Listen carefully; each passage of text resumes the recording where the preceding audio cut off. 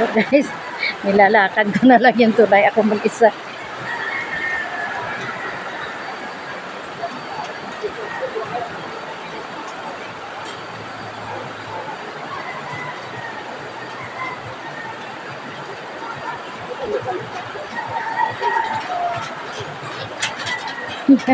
Pag ikaw na lang mag-isa pala, nagbabump na siya talaga. Ayan. Thank you. Nandito na kami, bumalik. Ayan. Hinihingal din ako. Ayan guys, mamaya doon na naman kami sa Kawa pupunta. Yung sabi nila may Kawa. Ayan. Dadalhin ko kayo doon. Ayan guys, kung makikita niyo. Ilog na yan nandyan. Ilog.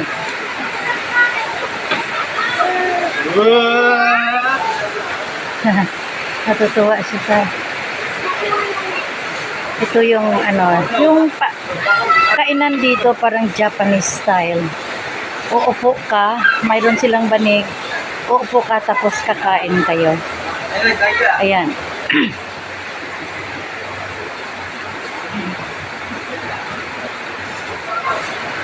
Yan, papakita ko lang sa inyo yung ano. Yun. Medyo against the light kaya maputi. Yan guys, kung nakikita nyo, yan ang Kawa. Yan. Diyan ka uupo. Tapos mayroon na siga sa ilalim. Yan, kaya tinawag nilang Kawa. Yan. Ay, nahulog.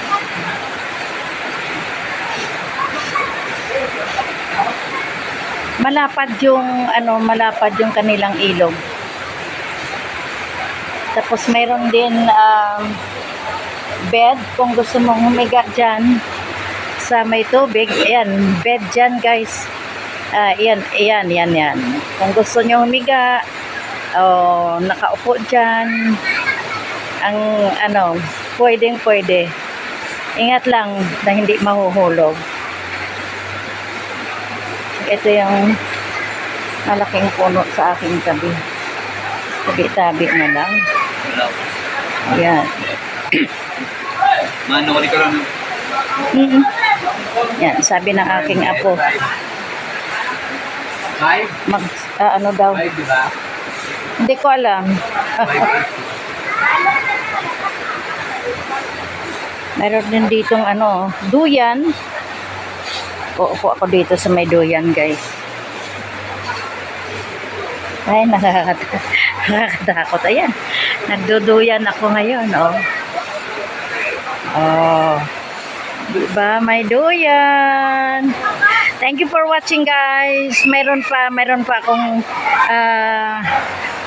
marami pa akong makukuha dito na gagawin kong content na magaganda guys. Andyan pa sa may tubig. Diyan sa may ilog. Thank you for watching and see you again.